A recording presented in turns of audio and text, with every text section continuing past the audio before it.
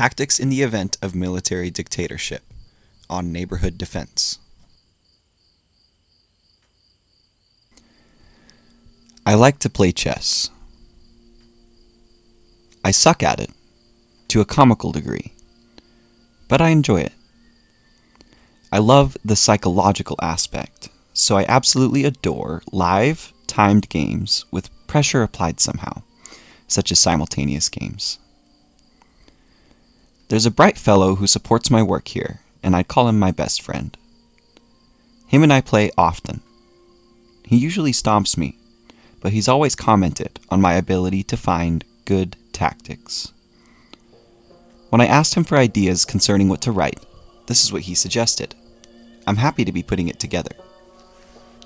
All that being said, I really prefer Go to chess. But before I go on that rant again, we are witnessing the deepening power of our current fascist popularchy, and I find that the revolutionary task is becoming starkly clear: to transform the oppressed into an organized vanguard of our own liberation. There is a great importance in understanding what is coming our way.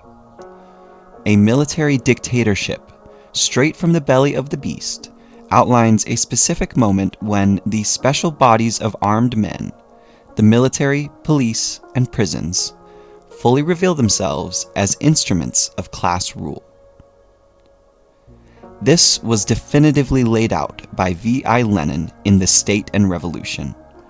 The shift from political maneuvering to overt suppression demands a commensurate shift in the people's response, centering on the defense of our lives, our communities, and ultimately the revolutionary project.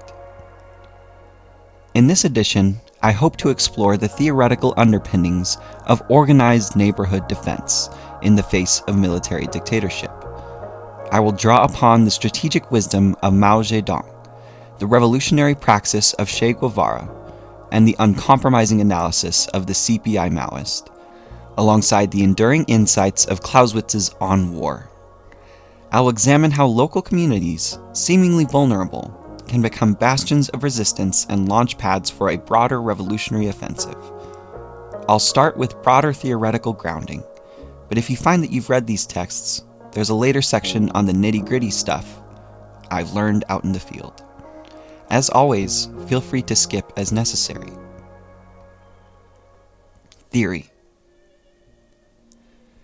In Engels' Origin of the Family, he traced the historical emergence of the state as a necessary consequence of class divisions and the protection of private property. The state is revealed as a machine of oppression. Lenin, building on Engels, passionately argued in The State and Revolution for the necessity of smashing this state apparatus, not merely seizing it. This begins with the active, organized resistance to its presence in every street, every alley, and every home. Without organized popular resistance at the local level, the state's coercive core remains unchallenged. I also draw heavily, in my understanding of the contemporary theater, on Mao's work and strategic framework for challenging a militarily superior foe.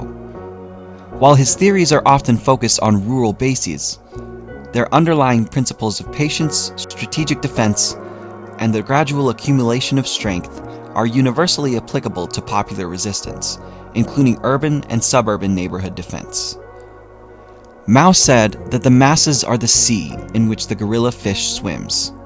Without deep support, political consciousness, and active participation of the people, any defense effort is doomed. Neighborhood defense is thus fundamentally a political task. Che Guevara asserted in guerrilla warfare that the guerrilla must be fundamentally a political organizer and educator. Another key concept is that, even in defense, the revolutionary force cannot be static. Mao taught me that defense should contain elements of offense, seeking to wear down the enemy through attrition, harassment, and disruption. When weak, avoid decisive engagements, but instead constantly probe, create insecurity, and force the enemy to expend resources. For neighborhood units, this translates to utilizing intimate local knowledge to become elusive, unpredictable, and capable of striking swiftly and withdrawing safely. I'd like to introduce you to Mao's concepts of the strategic retreat and the tactical offensive. He recognized that the revolutionary force must know when to retreat strategically to preserve strength, but also sees every opportunity for tactical offensives to build momentum. Neighborhood defense units may need to cede ground temporarily, but they must always look for moments to launch small, localized offensives that keep the military off balance and demonstrate the people's resolve. Ambush. The concept of the ambush, broadly understood as a surprise attack from a concealed position, remains a critical component of asymmetric warfare against a stronger occupying force. Mao emphasized the strategic importance of concentrating superior forces to achieve local superiority, even when generally outnumbered. The goal is disruption, harassment, demoralization, and the seizure of resources, rather than seeking decisive engagements. The principle is to strike hard, fast, and disappear, preserving forces while instilling fear and uncertainty in the oppressor.